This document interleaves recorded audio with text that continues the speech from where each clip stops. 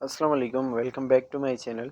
आज हम gastrointestinal nursing के चैप्टर का नेक्स्ट पार्ट पढ़ेंगे और इसका आखिरी पार्ट होगा ये।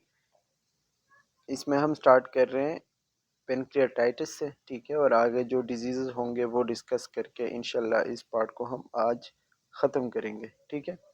सो पेनक्रियाटाइटिस आपको पता है, जैसे कि नाम से पता चलता है कि ये पेनक्रियास का इन्फ्लेमेशन होगा। जब उसका इन्फ्लेमेशन हो जाता है तो फिर हम उसको पेनक्रियाटाइटिस कहते हैं, ठीक है। यहाँ पे आपको उसकी एनाटॉमी बताई गई है कि पेनक्रियाटाइटिस या पेनक्रियाज और बाइल डक्ट और लीवर, ये सारी चीज़ें और साथ साथ इंटेस्टाइन और स्टमक, ये एक ही जगह पे होती हैं, ठीक है, मतलब एक दूसरे के आसपास होती हैं। यहाँ पे आपको पेनक्रियाज नज़र आ रहा है, पेनक्रियाज और ऊपर उसके जो ग्रीन कलर का है ये गाल ब्लैडर है, ठीक है। गाल ब्लैडर से जो है वो बाइल जूस वगैरह आते हैं, पेनक्रियाज से पेनक्रियाटिक जूस आते हैं, और ये दोनों आज आके जो है वो कहाँ मिलते हैं? पेनक्रियाज से आगे जाके ये इंटेस्टाइन के ड्यूडेनम पार्ट में मिलते हैं। ड्यूडेनम में चूंकि स्टमक से खाना जा रहा होता है तो वो ये जब इसके साथ गाल ब्लैडर और पेनक्रियाज के जूस मिलते हैं तो वो खाने को डाइजेस्ट करने में बहुत ज़्यादा हेल्प करते हैं। इसमें बहुत सारे एंजाइम्स और हार्मोन्स वगैरह होते हैं, ठीक है, बाइल जूस भी होते हैं, तो वो जो है खाने को अच्छे से डाइजेस्ट करने में हेल्प करते हैं। यहाँ पे आपको उसका फंक्शन बताया गया है, स्पेशली उसका, ठीक है, पेनक्रियाज का। पेनक्रियाज को हम डुअल फंक्शनल कहते हैं, यानी ये एंडोक्राइन भी है और एक्सोक्राइन भी है, ठीक है। एंडोक्राइन का फंक्शन ये होता है कि ये डायरेक्ट ब्लड में कुछ चीज़ें रिलीज करता है, और एक्सोक्राइन ये होता है कि ये जो है किसी ग्लैंड में कुछ चीज़ें रिलीज कर रहा होता है, ठीक है। अब देखें, एंडोक्राइन जो है उसमें इसका जो फंक्शन है, मतलब ये जो पेनक्रियास है इसके अंदर आपको 3 किस्म के सेल्स मिलेंगे जो कि एक जम गुट्टा सा बना चुका होते हैं, ठीक है। उस पूरे जम गुट्टे को हम आइलेट ऑफ लैंगरहैंस कहते हैं, क्योंकि एक साइंटिस्ट था लैंगरहैंस के नाम से, उसने ये डिस्कवर किए थे, इसीलिए उसने अपना नाम दे दिया, ठीक है, आइलेट ऑफ लैंगरहैंस। फिर उन्हीं लैंगरहैंस के अंदर आपको 3 किस्म के सेल्स मिलेंगे जिसको हम अल्फ़ा सेल्स, बीटा सेल्स और गैमा सेल्स कहते हैं, ठीक है।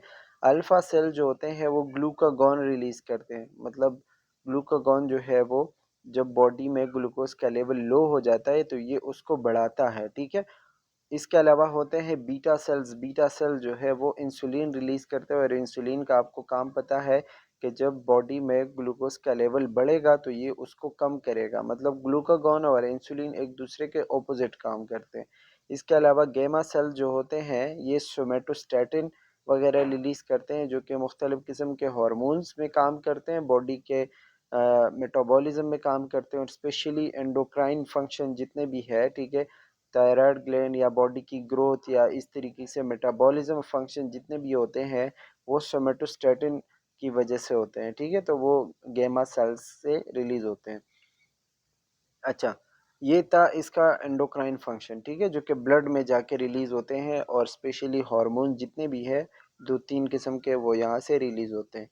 एक्सोक्राइन की बात करें, अच्छा ये वैसे इसकी फिजियोलॉजी हम पढ़ रहे हैं, ठीक है, इसकी मतलब जो इसका जो फंक्शन है वो नॉर्मली हम पढ़ रहे हैं, आगे इसमें हम डिजीज़ पढ़ेंगे, यहाँ पे अभी हमने कुछ डिजीज़ नहीं पढ़ी है। एक्सोक्राइनली जो है इसमें मतलब ऐसे कुछ जूस वगैरह कुछ ऐसी चीज़ें रिलीज़ होती हैं जो यहाँ से जाके इंटेस्टाइन में जाती हैं और फिर वहाँ पे अपना काम करती हैं, जैसे अमाइलेज है, ठीक है। अमाइलेज एक किस्म का आप कह सकते हो कि एंजाइम होता है, क्योंकि इसके साथ एज आया हुआ है, और ये कार्बोहाइड्रेट को तोड़ने में हेल्प करता है। लाइपेज है तो ये लिपिड्स और फैट्स को तोड़ने में हेल्प करता है। ट्रेप्सिन है, काइमोट्रेप्सिन है, ठीक है, कार्बो ऑक्सी पेप्टाइडेज, ये सारे कुछ एंजाइम्स है जो स्पेशली डाइजेशन में बहुत ज़्यादा हेल्पफुल होते हैं और वहाँ पे हेल्प करते हैं, ठीक है। अब हम आते हैं मेनली पेनक्रेटाइटिस के डेफिनेशन पे, और जैसे नाम से पता चलता है कि पेनक्रेटाइटिस जब पेनक्रियास का इन्फ्लेमेशन हो जाता है और वहाँ पे वो सूजन और रेडनेस और दर्द और ये सारी चीज़ें आ जाती हैं, ठीक है, तो फिर हम इसको पेनक्रेटाइटिस कहते हैं। ये भी जैसे नॉर्मल बीमारियों की तरह जो बाकी हमने पढ़ी है, या तो एक्यूट होगा या फिर क्रॉनिक होगा, ठीक है। एक्यूट जो है, एक्यूट पेनक्रेटाइटिस जो है वो as an acute inflammatory process, मतलब जो अचानक होता है, जो 1-2 दिन में हो जाता है, ठीक है, वो जो है एक्यूट कहलाता है। ये इसमें थोड़ा बहुत एडिमा हो सकता है, मतलब वो जगह थोड़ी सी स्वेल हो सकती है, या फिर वो एडिमा जब ख़तरनाक हो जाए और वो बहुत ज़्यादा टाइम तक रहे तो वो सीवियर हेमरेज यानी इंटरनल ब्लीडिंग और नेक्रोसिस की तरफ जा सकता है। जो नेक्रोसिस मतलब जो पेनक्रियाज का सेल्स है वो भी उसकी वजह से ख़राब हो सकता है, ठीक है। और ये ज़्यादा मिडिल एज के लोगों में ज़्यादा होता है, मतलब 30 35 40 इस तरह के लोगों में ये ज़्यादा होता है, ठीक है। दूसरा है पेनक्रियाटाइटिस क्रॉनिक, ठीक है। क्रॉनिक पेनक्रियाटाइटिस जो है वो लॉन्ग लास्टिंग होता है, मतलब बहुत ज़्यादा टाइम तक होता है। और ये जो है अगर किसी को बार बार एक्यूट पेनक्रियाटाइटिस हो, या किसी को एक दफ़ा एक्यूट पेनक्रियाटाइटिस हुआ है और उसने उसको ट्रीट नहीं किया, ऐसे ही छोड़ दिया, ठीक है, तो वो जाके क्रॉनिक में कन्वर्ट हो सकता है। और इसमें जो है वो fibrosis with in the pancreas होता है। मतलब फाइब्रोसिस का ये होता है कि जो सेल्स है वो स्लोली स्लोली ख़राब हो जाते हैं, और मतलब एक पेच बन जाता है वहाँ पे, ठीक है, और पूरे स्लोली स्लोली उसके पूरा एरिया जो है उसका ख़राब हो जाता है। अच्छा जी, अब इसके कॉजेज़ या रिस्क फैक्टर क्या-क्या है? मतलब किस-किस वजह से ये हो सकते हैं? तो जो कोई अल्कोहल पीता है, या कोई कोलिसिस्टाइटिस में है। Cholecystitis inflammation of gall bladder कहलाता है, ठीक है? किसी को गॉल ब्लैडर का इन्फ्लेमेशन है तो वहाँ से जो है वो टॉक्सिक चीज़ें रिलीज़ होती हैं, या फिर वो स्टोन वगैरह प्रोड्यूस होते हैं, ठीक है? तो वो आगे आके फिर पेनक्रियाज़ और गॉल ब्लैडर का रास्ता एक ही होता है, तो वहाँ पे जाके फिर वो पेनक्रियाज को भी इफ़ेक्ट करता है, ठीक है। इसके अलावा किसी को कोई ट्रॉमा हो गया, कोई एक्सीडेंट हो गया और वो जाके सीधा उसके पेनक्रियाज पे इफ़ेक्ट हुआ, ठीक है। या फिर किसी को कोई इन्फेक्शन हुआ है, वायरल हो सकता है, हेपेटाइटिस हुआ है, या कोई मम्प्स भी एक किस्म की बीमारी होती है, ठीक है। या कभी कभी लोग कुछ दवाइयाँ लेते हैं जिसकी वजह से उसके साइड इफ़ेक्ट जाके, मतलब as a side effect pancreas पे असर होता है, जिसमें कॉर्टिकोस्टेरॉइड आते हैं, एनसेड्स होते हैं, थायज़ाइड, डायरेटिक्स, ठीक है। डायरेटिक्स वो ड्रग्स होते हैं जो बॉडी से पानी निकालते हैं बहुत ज़्यादा, ठीक है। और ओरल कंट्रासेप्टिव्स, ये वो ड्रग्स हैं जो अक्सर फीमेल्स लेती हैं ताकि वो प्रेग्नेंट ना हो, ठीक है, प्रेगनेंसी रोकने के लिए लेती हैं। तो उसके साइड इफ़ेक्ट्स होते हैं बहुत सारे, जिसकी वजह से पेनक्रियाज के ऊपर असर होता है और वो उसका इन्फ्लेमेशन हो सकता है। इसके अलावा पोस्ट ऑपरेटिव जीआई सर्जरी, अगर किसी की ऑलरेडी कोई सर्जरी हुई है गैस्ट्रोइंटेस्टाइनल ट्रैक्ट की, ठीक है, और वो सर्जरी की वजह से अक्सर जो है वो कोई भी इन्फ्लेमेशन हो सकता है। अच्छा जी, अब हम इसे की असेसमेंट की बात करें तो असेसमेंट पे हम क्या देखते हैं कि पेन होता है, ठीक है, और वो पेन कांस्टेंट रहता है, मतलब वो कम नहीं होता बल्कि काफ़ी टाइम तक वो रहता है। मिड एपिगैस्ट्रिक और पीरी अम्बिलिकल, वो जो दर्द होगा वो बिल्कुल मैदे के ऊपर, या जो नाफ होता है ना, नाफ के इर्द गिर्द जो है वो आपको मिलेगा। और फिर वो वो जो पेन है वो रेडिएट करता है, मतलब एक जगह से दूसरी जगह फैलता है, ठीक है। और या तो बैक में जाता है, मतलब पीछे की तरफ कमर में जाता है, ठीक है, या फ्लैंक पे, मतलब जो साइड होता है, ठीक है, तो साइड पे भी जा सकता है। तो ये आपको, मतलब इसी तरह का दर्द अगर किसी को महसूस होता है तो उसको पेनक्रियाटाइटिस का मसला हो सकता है। नोज़िया, वोमिटिंग, फीवर, ये सारी चीज़ें होती हैं। इनवॉलंटरी एब्डोमिनल गॉर्डिंग, एपिगैस्ट्रिक टेंडरनेस, वही बात कि जब आप उसके एब्डोमेन पे क्या करते हो, टेप करते हो, पेल्पेट करते हो, उंगली रखते हो, ठीक है, तो वहाँ पे आपको, मतलब उस बंदे को दर्द महसूस होता है, ठीक है। तो ये जो है आपको उसके साइंस बताए गए हैं, जिसमें कॉलिन साइन है और टर्नर साइन है। टर्नर साइन जो है वो बिल्कुल साइड पे होता है, ठीक है, जिसको हम फ्लैंक कहते हैं, ये पिक्चर में आपको नज़र आ रहा है।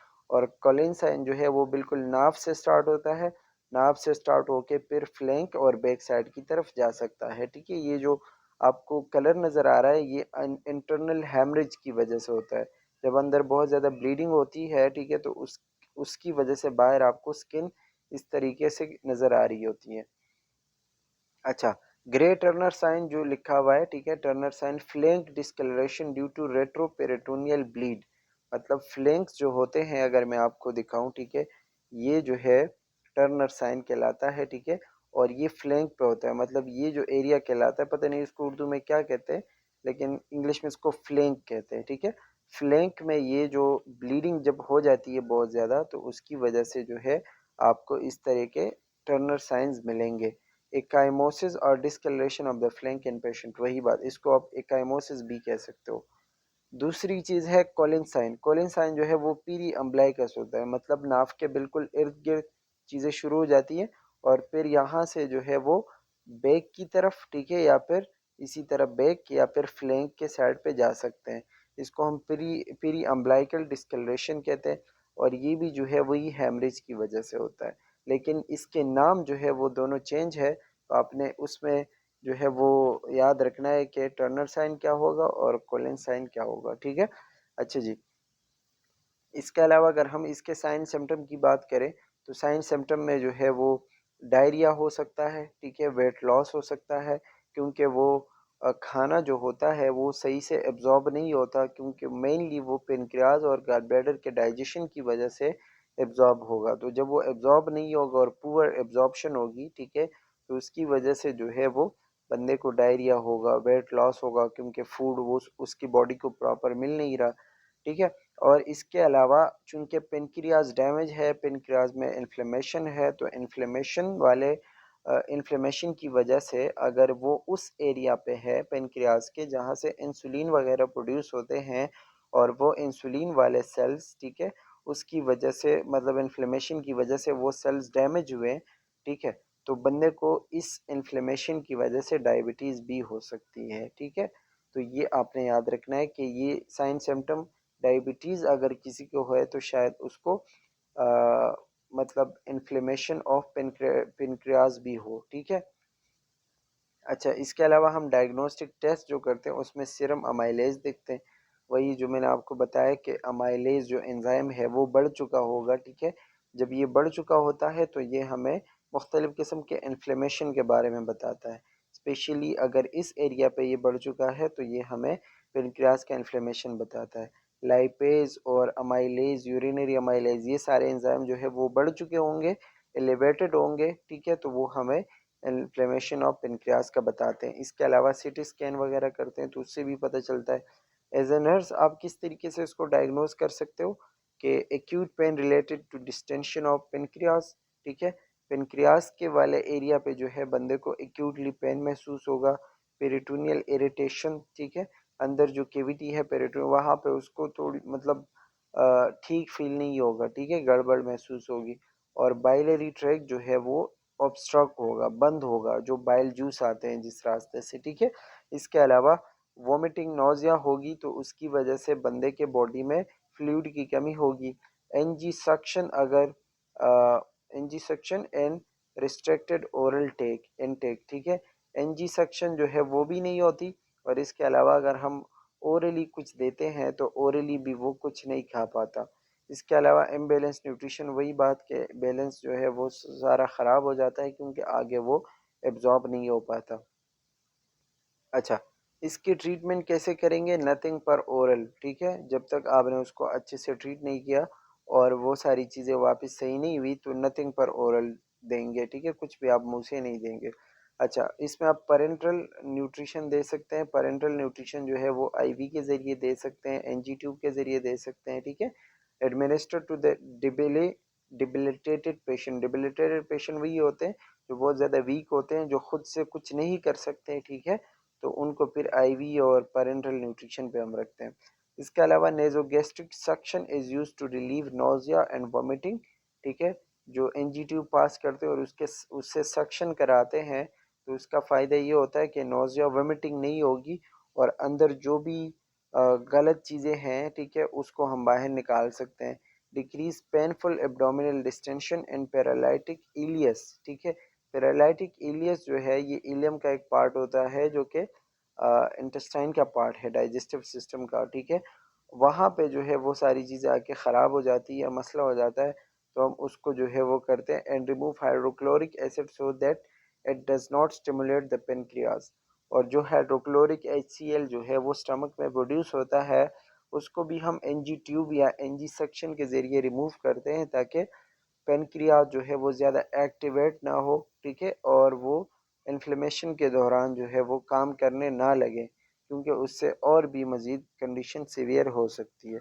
इसके अलावा सेमेटिडीन जो टेगामेट के नाम से आते हैं, ये एक मतलब H2 ब्लॉकर है, ठीक है, जो कि एसिडिटी को कम करती है और हीलिंग को ज़्यादा प्रमोट करती है। अच्छा जी, इसके अलावा हम उसको पेन मेडिकेशन दे सकते हैं, लेकिन पेन मेडिकेशन में आप मॉर्फिन या मॉर्फिन से जो चीज़ें डिराइव होती हैं, जो उससे बनती है, ठीक है, वो हम नहीं देंगे, क्योंकि उसकी वजह से जो स्पेंक्टर होते हैं वो बंद हो जाते हैं, ठीक है। मतलब स्पेंक्टर ऑफ ओडी स्पेशली लिखा हुआ है कि ये स्पेज़म में चला जाता है, मतलब एक किस्म का सिकुड़ जाता है, बंद हो जाता है। स्पेंक्टर ऑफ ओडी, इसको हम SOB कहते हैं शॉर्ट में, ठीक है। ये वो स्पेंक्टर होता है जो कि, अगर यहाँ पे मैं आपको डायग्राम में दिखाऊं, कहीं पे डायग्राम अगर होगी तो, एक मिनट, हाँ, अच्छा, यहाँ पे है, हाँ, ये जो आपको नज़र आ रहा है, ठीक है, जहाँ पे पेनक्रियाज और गाल ब्लैडर दोनों के मतलब पार्ट्स आके एक जगह पे मिल जाते हैं, और यहाँ पे आपको जो हेड नज़र आ रहा है, ठीक है, यहाँ पे होता है स्पेंक्टर। और स्पेंक्टर का फ़ायदा ये होता है कि चीज़ों को आगे जान जाता है या नहीं, मतलब चीज़ों को आने जाने से रोकता है या फिर उसको अलाउ करता है, तो इससे बहुत सारे फ़ायदे होते हैं। तो स्पेशली अगर हम उसको मॉर्फिन या इस तरीके के ड्रग्स देंगे, ठीक है, तो वो जो स्पेंक्टर है वो उससे बिल्कुल बंद हो जाता है, स्पेज़म में चला जाता है, और वो होना नहीं चाहिए। इसके अलावा फ्लूइड वगैरह उसका पूरा करवा देते हैं, ब्लड लॉस अगर है तो ब्लड लॉस नहीं होने देते, ठीक है। और low albumin level as necessary, albumin एक किस्म का प्रोटीन होता है, ठीक है, जो आरबीसी के मतलब मेंटेन करता है, आरबीसी को, आरबीसी के फंक्शन में बहुत ज़्यादा काम करता है, ठीक है। तो उसको हम लो रखते हैं, मतलब अगर बहुत बढ़ गया तो फिर वो आरबीसी को तोड़ता है, ठीक है, तो इसीलिए हम उसको बढ़ने नहीं देते, वो उसका एक ख़ास रेंज होता है, उसमें हम उसको लो रखते हैं। एंटीबायोटिक वगैरह देते हैं अगर उसको इन्फेक्शन हो, ठीक है। और insulin is necessary F significant hyperglycaemia occurs, और अगर इन्फ्लेमेशन की वजह से मतलब इंसुलिन रिलीज़ नहीं हो रहा इन्फ्लेमेशन में, इन्फ्लेमेशन मतलब पेनक्रियास से, ठीक है, तो फिर हम बाहर से इंसुलिन देते हैं, ताकि जो हाइपरग्लाइसीमिया होता है बॉडी में अगर है उस टाइम, ठीक है, तो फिर उसको कंट्रोल करने के लिए हम बाहर से इंसुलिन देते हैं। इसके अलावा सर्जिकल इंटरवेंशन भी आप कर सकते हो, अगर कोई ट्यूमर वगैरह हो गया है या वहाँ पे कोई पस वगैरह जमा हुआ है या कोई कचरा है, ठीक है, तो उसको निकालने के लिए हम सर्जिकल इंटरवेंशन भी कर सकते हैं। अच्छा, next disorder of pancreas is pancreatic सीडोसिस्ट। सीडोसिस्ट जो है, सिस्ट का मतलब होता है कोई भी मांस बनना, ठीक है। अब मैं आपको बताता हूँ कि ये क्या चीज़ है। जैसे कि लिखा है, pancreatic सीडोसिस्ट is a collection of fluid around the pancreas. जैसे कि इसमें आपको नज़र आ रहा है कि पेनक्रियाज के किसी रास्ते से या किसी मतलब ट्यूब से फ्लूइड जो है वो निकल रहा है, और उसने एक सिस्ट बनाया हुआ है, एक थैली सी बनाई हुई है, ठीक है। इसको हम कहते हैं पेनक्रियाटिक सीडोसिस्ट। और ये जो है फ्लूइड एक्युमुलेशन होता है, बस यही आप याद रखें कि पेनक्रियास से जो भी अक्सर जो जूस जा रहे होते हैं, ठीक है, तो वो लीक हो रहा होता है, और लीक होके एक मास बनाते हैं जिसको हम सीडोसिस्ट कहते हैं। The fluid in the cyst is usually pancreatic juice, वही बात कि वो पेनक्रियाटिक जूस होते हैं जो कि लीकेज की वजह से बाहर निकलते हैं। और ये तकरीबन pseudocyst account for approximately 75% of all pancreatic masses and are typically complication of chronic pancreatitis, ठीक है। ये जो मसला है ये ज़्यादातर क्रॉनिक पेनक्रियाटाइटिस की वजह से होता है, मतलब अगर किसी को पेनक्रियाटाइटिस क्रॉनिक है, ठीक है, तो उसकी वजह से अक्सर जाके ये मसले होते हैं। सीडो का वर्ड जो होता है उसका मतलब होता है फॉल्स, ठीक है, मतलब कोई गलती, गलत चीज़।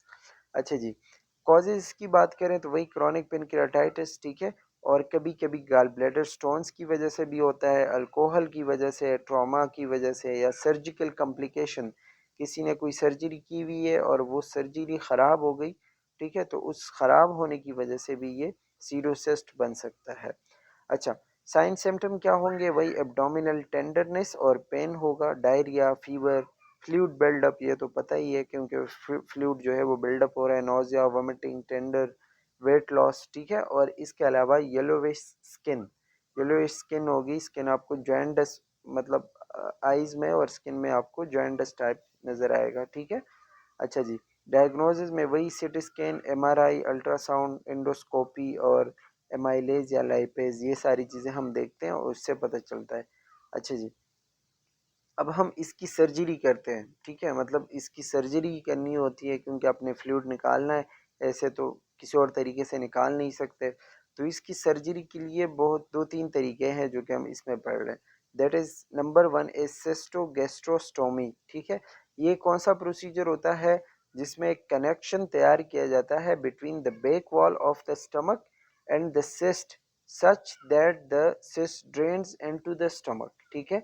मतलब जो सिस्ट है, जो थैली बनी हुई है जिसमें फ्लूइड जमा है, ठीक है, उसके और स्टमक के दरमियान एक ट्यूब सा बनाया जाता है, एक रास्ता बनाया जाता है, ठीक है।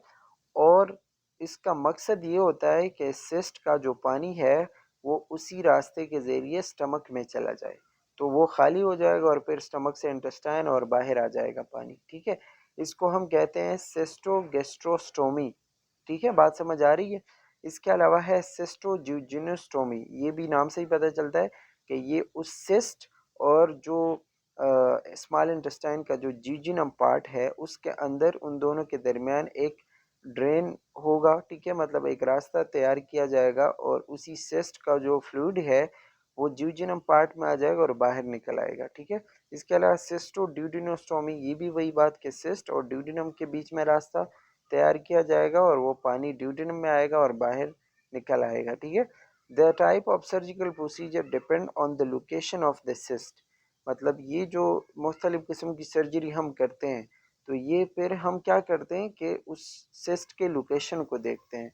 अगर सिस्ट स्टमक के करीब है तो हम सिस्टोगैस्ट्रोस्टोमी करेंगे, अगर जीजिनम के करीब है तो सिस्टोजिजिनोस्टोमी करेंगे और ड्यूडिनम के है तो सिस्टोड्यूडिनोस्टोमी करेंगे। ये उस स्टमक के उस सिस्ट के लोकेशन पे डिपेंड करता है, ठीक है। अच्छा जी, नॉन सर्जिकल मेथड क्या होगा, मतलब जिसमें हमें सर्जरी करने की ज़रूरत नहीं पड़ती, तो उसमें हम एक नीडल लेते हैं, ठीक है, और पहले उस सिस्ट की जगह मालूम करते हैं, फिर उस नीडल को स्किन के ज़रिए अंदर करते हैं, सिस्ट में लेके जाते हैं और स्पेशली वो सिटी स्कैन के ज़रिए हम उसको देख रहे होते हैं, ठीक है। उसको उस सिस्ट में लेके जाते हैं और फिर जो सिस्ट है उससे उस सेरिंज के ज़रिए जो है वो पानी निकाल देते हैं और वो कैमरे के ज़रिए हमें नज़र आ रहा होता है। तो ये एक सर्जिकल नॉन सर्जिकल मेथड होता है, ठीक है।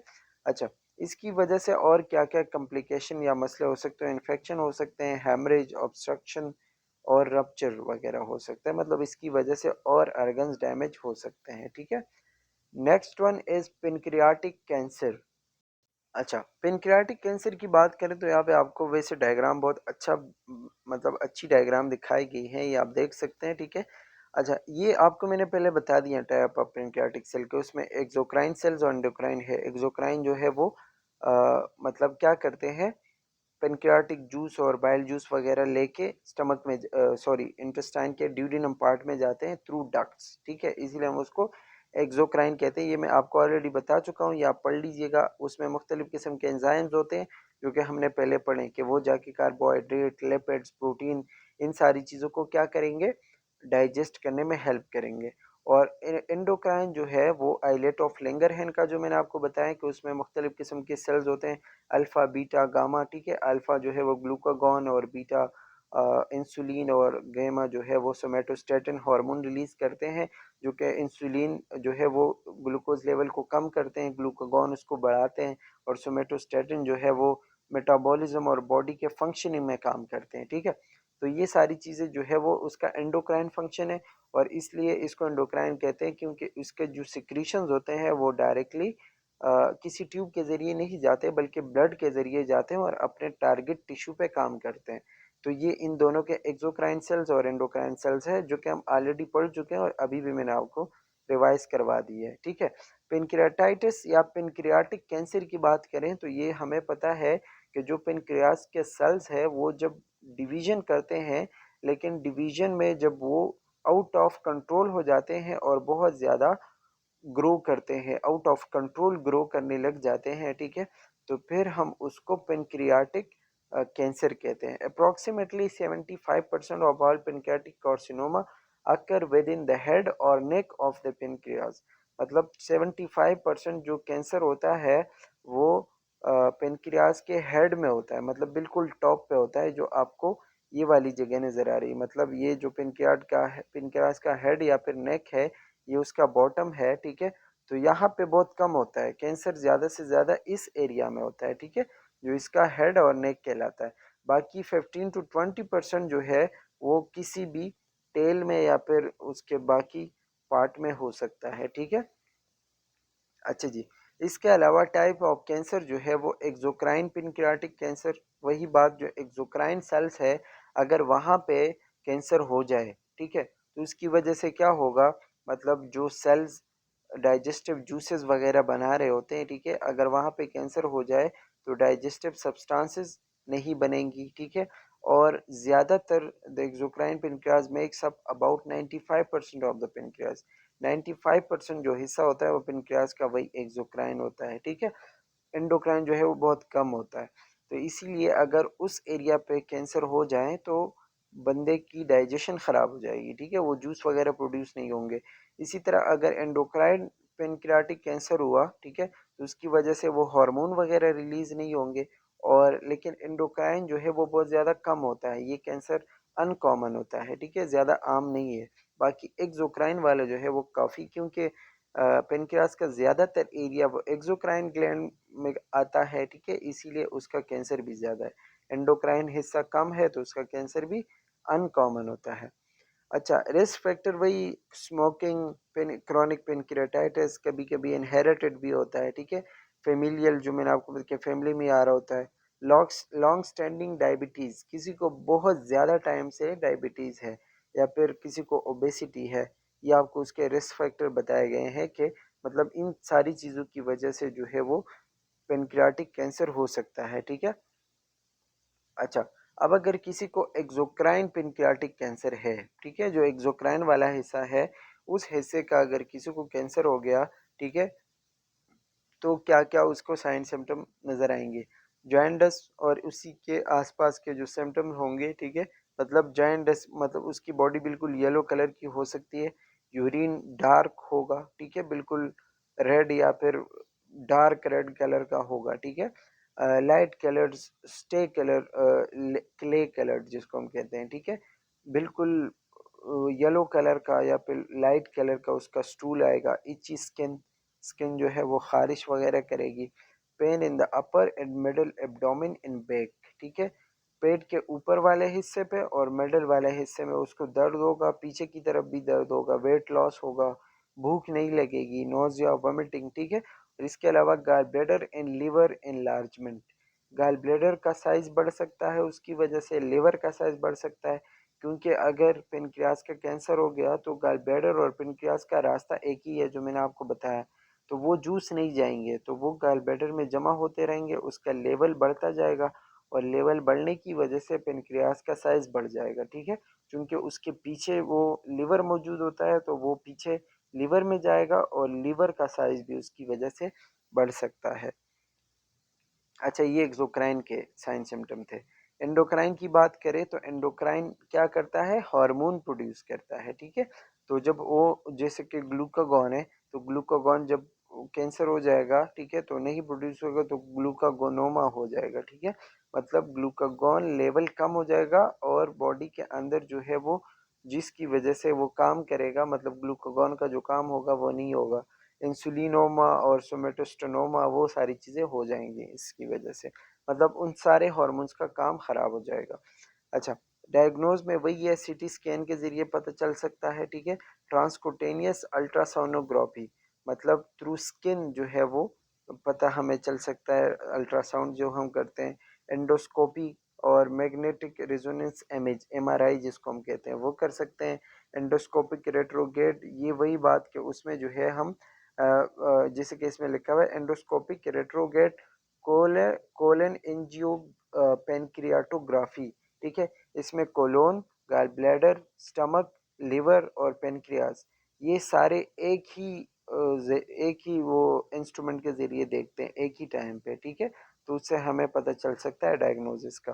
पॉजिट्रॉन एमिशन टोमोग्राफी स्कैनिंग, ठीक है, ये भी एक किस्म का स्कैन है या कैमरा वर्क है जिससे हमें डायग्नोस का पता चलता है। अच्छा जी, मेडिकल मैनेजमेंट कैसे कर सकते हैं? तो हम सर्जरी करेंगे, ज़ाहिर-सी बात है कैंसर है तो, ठीक है। अच्छा, इसमें हम पेनक्रियाटिको ड्यूडेनेक्टोमी नाम से ही पता चलता है कि वेपल प्रोसीजर इसको हम कहते हैं कि पेनक्रियाज और उसके साथ साथ ड्यूडेनम का थोड़ा हिस्सा काट देते हैं, ठीक है, मतलब सर्जरी करते हैं। आगे आपको डायग्राम दिखाए गए हैं, यहाँ पे आप देख सकते हैं कि पेनक्रियाज का जो हिस्सा है, फॉर एग्जांपल ये वाला हिस्सा जो थोड़ा सा ब्लू कलर है, ठीक है, ये फॉर एग्जांपल ख़राब है, यहाँ पे कैंसर हुआ हुआ है, इसको हमने काटना है। तो इसको काट के जो पेनक्रियाज का सही हिस्सा बचता है वो, उसको हमने किसके साथ अटैच किया, यहाँ पे डायरेक्ट आके यहाँ पे हमने ड्यूटेरियम के साथ अटैच किया, और यहाँ पे जो बाइल डक्ट आ रहा था वो भी बाइल डक्ट हमने ड्यूटेरियम के साथ, स्मॉल इंटेस्टाइन के साथ डायरेक्टली अटैच कर दिया, ठीक है। तो ये वो बड़ा सा जो नाम था यहाँ पे पेनक्रियाटिको ड्यूडेनोक्टोमी के, मतलब पेनक्रियाटिक को भी काट दिया, ड्यूडेनम को भी काट लिया, ठीक है। अब यहाँ पे स्मॉल इंटेस्टाइन का जो पार्ट बचता है उसके साथ हम बाकी चीज़ों को क्या करते हैं, अटैच करते हैं। और ये जो है स्पेशली उसी प्रोसेस में होता है जब पेनक्रियास का कैंसर हो और इतने हद तक पहुंच गया हो। इसके अलावा टोटल पेनक्रियाटेक्टोमी, मतलब टोटली पेनक्रियास को रिमूव कर दिया। डेस्टल पेनक्रियाटेक्टोमी, थोड़ा सा उसका हिस्सा रिमूव कर दिया। रेडिएशन थेरेपी और कीमोथेरेपी, ये तो कैंसर के पुराने इलाज है जो हम करते हैं, ठीक है। तो इस तरीके से जो है वो इसके इलाज हो सकते हैं या फिर इसकी सर्जरी हो सकती है।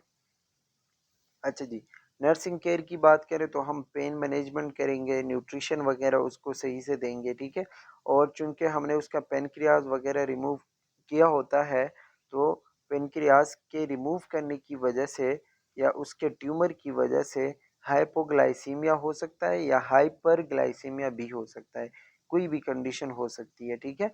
Provide skin care and measure to relieve pain, वही बात दोबारा बताई गई है, ठीक है। अगर उसको जॉइंट डस्ट वगैरह है या भूख नहीं लग रही तो उसका भी हमने ख्याल रखना है ताकि वेट लॉस ना हो। मोनिटर पेशेंट पोस्ट ऑपरेटली, उसके वाइटल साइंस, एबीजीज और प्रेशर वगैरह, वो सारी चीज़ें, pulses, laboratory value, CBC, urine output, वो सारी चीज़ें हमने चेक करनी होती है, ठीक है, और उसको रिपोर्ट करना होता है। इसके अलावा managing and drainage system for monitoring for complication, अगर ड्रेनेज करना है मतलब एनजी ट्यूब के ज़रिए हमने एक्स्ट्रा फ्लूइड वगैरह निकालना है तो वो करना है, ठीक है। और अगर इसकी वजह से सर्जरी के बाद कोई मसला आ रहा है, कोई कॉम्प्लिकेशन आ रहा है, ठीक है, तो वो हमने मॉनिटर करना है और रिपोर्ट करना है। अच्छा जी, next disease is cholelithiasis and cholecystitis, ठीक है। ये स्पेशली गॉल ब्लैडर के डिजीजेज होते हैं, कोलीलिथियासिस एंड कोलीसिस्टाइटिस, ठीक है। कोलीलिथियासिस हम कहते हैं स्टोन्स इन गॉल ब्लैडर, ठीक है, या फिर हम इसको शॉर्ट में गॉल स्टोन्स भी कहते हैं। जब गॉल ब्लैडर के अंदर स्टोन्स बन जाते हैं, ठीक है, उसको हम कोलीलिथियासिस कहते हैं। और उसी गॉल ब्लैडर का अगर इन्फ्लेमेशन हो तो फिर हम उसको कोलीसिस्टाइटिस कहेंगे, ठीक है। अच्छा, इसमें जो है गॉल ब्लैडर के डिजीज में पहले तो ये आएंगे कोलीलिथियासिस, कोलीसिस्टाइटिस, ये दोनों हो सकते हैं। गैंग्रीन हो सकता है, गैंग्रीन मतलब किसी चीज़ का ख़राब हो जाना, और ऐसे ख़राब हो जाना कि बिल्कुल मतलब ब्लैक होके गिर जाए, ठीक है, जैसे कैंसर होता है या फिर कोई और चीज़, ठीक है। तो वो जो है मतलब उसमें वापस रिपेयर का कोई चांस ना हो, आपने उसको काटना पड़ता है, ठीक है। अच्छा, एप्सिस, एब्सेस जो है वो कोई बैक्टीरिया, वायरस और इन सारी चीज़ों का किसी जगह पे जमा होना होता है, ठीक है, कैंसर हो सकता है। और स्क्लेरोसिंग कोलेंजाइटिस, स्क्लेरोसिंग या जो स्क्लेरोसिस जो होता है, ठीक है, ये भी किसी चीज़ पे दरारें और फिशर पड़ने को हम कहते हैं कि चीज उस गॉल ब्लैडर के अंदर जो है वो लेयर्स ख़राब हो गई, मसले आ गए, ठीक है, और उसकी वजह से जो है वो इन्फ्लेमेशन और इन्फेक्शन हो गए। तो ये सारे जो डिजीजेस है ये गॉल ब्लैडर के होते हैं, ठीक है, जिसमें हम पढ़ेंगे कोलीसिस्टाइटिस एंड कोलीलिथियासिस, ठीक है। कोलीसिस्टाइटिस की बात करें तो मैंने आपको बता दिया कि आपको यहाँ पे गॉल ब्लैडर नज़र आ रहा है अंदर की तरफ और बाहर एब्डोमिनल वॉल है, ठीक है। इस गॉल ब्लैडर का अगर इन्फ्लेमेशन हो जाए एब्डोमिनल लाइनिंग के साथ साथ वाले एरिया में, ठीक है, तो इसको हम कोलीसिस्टाइटिस कहते हैं। सिंपली आप इतना याद रखें कि the inflammation of gall bladder, ठीक है, इसको हम क्या कहेंगे, कोलीसिस्टाइटिस कहेंगे, ठीक है। होता किस वजह से है, अगर कोई ऑब्स्ट्रक्शन है, मतलब जो गाल ब्लैडर है उसके अंदर कोई चीज़ जाम हुई हुई है, जैसे स्टोन्स है या कोई ट्यूमर है, ठीक है, तो उसकी वजह से। लेकिन ज़्यादातर कोलिसिस्टाइटिस जो है वो स्टोन्स की वजह से होता है कि मतलब स्टोन ज़्यादातर होते हैं, ठीक है। When there is an obstruction gall stone और tumour that prevents bile from leaving the gall bladder. वही बात कि जहाँ जहाँ जब ये जाम हो जाएगा, ठीक है, ऑब्स्ट्रक्शन हो जाएगी, तो वो जो बाइल जूस होंगे वो बाहर नहीं जाएंगे और वो अंदर रहेंगे, ठीक है, जिसकी वजह से सेलुलर इन्फिल्ट्रेशन होता है, मतलब सेल्स ख़राब होने लगते हैं, और सेल्स जब ख़राब होते हैं तो वो इन्फ्लेमेशन कॉज करते हैं, और जब इन्फ्लेमेशन बहुत ज़्यादा टाइम तक रह जाए गाल ब्लैडर के अंदर, तो वो जाके गाल स्टोन्स कॉज कराता है, ठीक है। तो ये एक से दो और दो से इसी तरीके से जो है वो बीमारी मतलब एक से दूसरे दूसरे तीसरे में जाती हैं और मुख्तलिफ किस्म के कंडीशंस प्रोड्यूस करते हैं। अच्छा, कोलिसिस्टाइटिस के जो है वो तीन टाइप्स होते हैं, एक्यूट या क्रॉनिक, वो तो हमें पता है, ठीक है। ए कैलक्यूलस, ए कैलक्यूलस मतलब जिसमें कोई स्टोन्स ना हो, ठीक है। कैलक्यूलस का वर्ड जब भी आएगा वो स्टोन के बारे में हमें बताएगा, ठीक है। तो ए कैलक्यूलस मतलब ऐसा इन्फ्लेमेशन जिसमें स्टोन्स ना हो, और कैलक्यूलस ऐसा इन्फ्लेमेशन जिसमें स्टोन्स है, ठीक है। तो ये तीन किस्म के इन्फ्लेमेशन हो सकते हैं, उसके टाइप हो सकते हैं। अब हम पढ़ेंगे कोलीलिथिएसिस, या फिर आप इसको गॉल स्टोन्स भी कह सकते हो, और ये बहुत सिंपल है कि जब गाल ब्लैडर के अंदर स्टोन्स आ जाएं, और ये वैसे नॉर्मल पत्थर नहीं होते जो ज़मीन पे पड़े होते हैं, मतलब ये कैल्शियम से बने हुए इस तरीके के ज़र्रात होते हैं, ठीक है, जो कि बड़े हो जाते हैं और फिर वो ब्लॉक कर देते हैं, तो हम उसको स्टोन्स कहते हैं। और सेम किडनी में भी होते हैं, जिसको हम किडनी स्टोन्स कहते हैं। तो कोलीलिथिएसिस जो है ये the presence of gall stones in the gall bladder, ठीक है। अच्छा, अब ये होते किस वजह से हैं, मतलब कोलेस्ट्रॉल की वजह से, ठीक है। कोलेस्ट्रॉल गॉल स्टोन होते हैं और पिगमेंट्स गॉल स्टोन होते हैं, ठीक है। कोलेस्ट्रॉल जो वही फैट और उसी चीज़ की वजह, जब फैट्स ज़्यादा हो जाए बॉडी के अंदर, चर्बी ज़्यादा हो जाए, ठीक है, तो उसकी वजह से हो सकती है। जैसे कोई बंदा बहुत ज़्यादा मोटा है, ओबेसिटी है, ठीक है, या फिर कोई रैपिड वेट लॉस हो रहा है, मतलब जो किसी का वज़न बहुत ज़्यादा तेज़ी से कम हो रहा है, ठीक है, या फिर कुछ लोग ऐसे होते हैं, स्पेशली फीमेल्स, जो एस्ट्रोजन वगैरह लेते हैं, हार्मोनल इनटेक करते हैं, या कंट्रासेप्टिव्स लेते हैं। कंट्रासेप्टिव जो होते हैं वो प्रेगनेंसी को रोकने वाले ड्रग्स होते हैं, ठीक है, तो उसकी वजह से एज अ साइड इफेक्ट ये चीज़ हो सकती है। और कोलेस्ट्रॉल लोवरिंग ड्रग्स, कुछ ऐसे ड्रग्स भी लेते हैं लोग जो नॉर्मल कोलेस्ट्रॉल के लेवल को कम करते हैं, तो उसकी वजह से ये मसले हो सकते हैं, गाल ब्लैडर या गाल स्टोन्स हो सकते हैं, ठीक है। दूसरे जो है वो पिगमेंट गाल स्टोन होते हैं, पिगमेंट गाल स्टोन, ठीक है। क्रॉनिक हेमोलाइसिस मतलब अगर किसी को एनीमिया, हेमोलाइटिक एनीमिया है, जिसके बार बार आरबीसी तोड़ते हैं, ठीक है, टूटते जाते हैं, ख़राब होते जाते हैं, तो उसकी वजह से ये होता है, ठीक है। या क्रॉनिक लीवर डिजीज़ है, किसी को ऑलरेडी बहुत ज़्यादा टाइम से लीवर में मसला है, या बाइलरी इन्फेक्शन है, ठीक है, या गाल ब्लैडर जो है वो ऑब्स्ट्रक्ट है, तो उसकी वजह से ये पिगमेंट स्टोन हो सकते हैं। इसमें आप कैल्शियम भी ऐड कर सकते हो कि कैल्शियम की वजह से भी हो सकते हैं, बहुत ज़्यादा कैल्शियम अगर है तो। अच्छा, इसके अलावा गाल ब्लैडर स्टोन जो है, ठीक है, यानी कोलीलिथियासिस किन लोगों में ज़्यादातर हो सकते हैं, तो इसमें हम 5 F's याद रखते हैं। 5 F's मतलब 5 F, ठीक है, फीमेल, फर्टाइल, फेट, ठीक है, 40 एंड फैमिली हिस्ट्री, ये पांचों अल्फाज जो है वो F से स्टार्ट होते हैं, तो इसलिए हम 5 F's याद रखते हैं। वो फीमेल जो अभी फर्टाइल एज में होते हैं, मतलब बच्चे पैदा करने के एज में होते हैं, ठीक है, तो उनमें ये चीज़ अक्सर देखी जाती है। इसके अलावा कोई जो बहुत ज़्यादा फेट है, ठीक है, बहुत ज़्यादा मोटा है, या वो फीमेल जो 40 ईयर के अबव उनका एज है, ठीक है, या सिर्फ फीमेल, मतलब फीमेल में ये ज़्यादातर पाया जाता है, या कभी कभी फैमिली हिस्ट्री में भी होता है, ठीक है। अच्छा जी, इसके साइन सिम्टम्स की बात करें, तो साइन सिम्टम में जो है वो जब वो खाना खाते हैं तो उसको मतलब दर्द होगा, और इनडाइजेशन मतलब बदहजमी सी महसूस होती है, ठीक है। पेन होता है, स्पेशली राइट अपर क्वाड्रेंट जो होता है जहाँ पे लीवर होता है, वहाँ पे उसको पेन होता है। इसके अलावा एनोरेक्सिया, खाना खाने को दिल नहीं करता, नोज़िया, वमिटिंग, और गैसेस बहुत ज़्यादा खारिज करता है, ठीक है, फ्लैचुलेंस होती है। इसके अलावा मर्फी साइन क्या होता है? Patient is unable to take deep inspiration when hepatic regions press by finger, ठीक है। मतलब जब आप उसके लीवर वाले एरिया पे यानी राइट अपर क्वाड्रेंट पे फिंगर्स रखोगे, उसको प्रेस करोगे, ठीक है, और उसको बोलोगे कि अब गहरी सांस लो, तो वो नहीं ले पाएगा, उसको बहुत ज़्यादा दर्द होगा। इसको हम कहते हैं मर्फी साइन, ठीक है। अगर किसी बंदे को इस तरह का मसला होता है तो मतलब उसको कोलिलिथियासिस के चांसेस हैं, ठीक है। इसके अलावा उसका हार्ट रेट और रिस्पायरेटरी रेट जो है वो भी इंक्रीज हो चुका होता है, क्योंकि causing patient to become diaphoretic which in turn makes them think they are having a heart attack, ठीक है। जब हार्ट रेट और रिस्पायरेटरी रेट बढ़ जाएगा, ठीक है, तो बंदा जो है वो थक जाता है और थकान की वजह से उसको जो है वो डायफोरेटिक हो जाता है, मतलब पसीना बहुत ज़्यादा आता है, ठीक है। और उस टाइम उसको ऐसा लग रहा होता है जैसे उसको कोई हार्ट अटैक हो। अच्छा जी, साइन सिम्टम वही है, लो ग्रेड फीवर होगा, एलिवेटेड ल्यूकोसाइट काउंट, डब्ल्यूबीसी जो है वो बढ़ चुके होंगे, क्योंकि इन्फेक्शन और इन्फ्लेमेशन में वो बढ़ते हैं, ठीक है।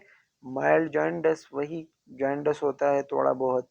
इसके अलावा स्टूल कंटेन फैट, स्टूल में जो है वो चर्बी वगैरह निकल आती है, जिसको हम स्टीटोरिया कहते हैं। स्टीटोरिया का जो वर्ड है ये याद रखिएगा, ठीक है। क्ले कलर स्टूल, जो मैंने आपको पहले बता दिया, क्योंकि बाइल वो आती नहीं है तो इसकी वजह से स्टूल बिल्कुल वाइट यानी येलो कलर के या फिर लाइट कलर के होते हैं, ठीक है। यूरिन में भी dark amber to tea colour, वही बात कि यूरिन बिल्कुल डार्क या फिर टी कलर होंगे, ठीक है। डायग्नोस्टिक टेस्ट या फिर डायग्नोस कैसे करते हैं, तो फीकल स्टडी से हमें पता चलता है, ठीक है। और इसके अलावा बिलरुबिन टेस्ट करते हैं, अल्ट्रासाउंड करते हैं गाल ब्लैडर का, और कोलिसेस्टोग्राफी यानी कि वही जो मतलब गाल ब्लैडर है, ठीक है, उसकी इमेजिंग करते हैं, तो उससे हमें पता चलता है। अच्छा जी, मेडिकल मैनेजमेंट की बात करें तो हम लिथोट्रिप्सी करते हैं, जो शॉर्ट वेव होता है, ठीक है, कि मतलब शॉक जो है, मतलब शॉक वेव उसके ऊपर छोड़ देते हैं, उसकी वजह से वो स्टोन छोटे छोटे हिस्सों में डिवाइड होते हैं, छोटे छोटे बनते हैं, और वो एक एक कचरा जैसे जो है वो बाइल जूस में आते हैं और बाहर निकलते हैं स्टूल में, ठीक है। जैसे कि किडनी के स्टोन, किडनी स्टोन जो होते हैं उसमें भी हम यही करते हैं, लिथोट्रिप्सी मैनेजमेंट करते हैं कि शॉक वेव जो है उसके ऊपर अप्लाई करते हैं, वो स्टोन्स टूटते हैं और बाहर जो है वो पेशाब में निकल आते हैं, ठीक है। If the attack of cholelithiasis is mild, अगर ये कोई थोड़ा बहुत है, मतलब इतने ज़्यादा स्टोन्स नहीं है, तो हम बेड रेस्ट उसको बता दें कि आप भाई बेड रेस्ट करो, ठीक है। नथिंग पर ओरल, जब तक उसका वो सारी चीज़ें मतलब ठीक ना हो, ठीक है।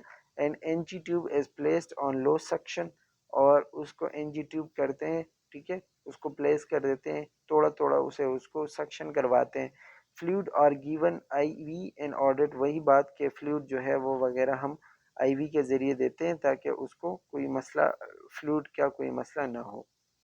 मेडिकल मैनेजमेंट की बात करें तो इसमें हम मुख्तलिफ़ किस्म के ड्रग्स देते हैं, जैसे कि इसमें आरसो डी ऑक्सीकोलिक एसिड, UDCE लिखा हुआ है, और कीनो डी ऑक्सीकोलिक एसिड, ठीक है, ये देते हैं, जिसकी वजह से जो है वो प्राइमरी कोलेस्ट्रॉल गॉल स्टोन होते हैं, मतलब जो छोटे छोटे स्टोन्स होते हैं, ठीक है, वो ख़त्म हो सकते हैं।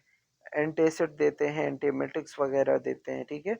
और H2 ब्लॉकर, ये सारे एसिडिटी को कम करते हैं और मतलब उस चीज़ को कम करने में हेल्प करते हैं।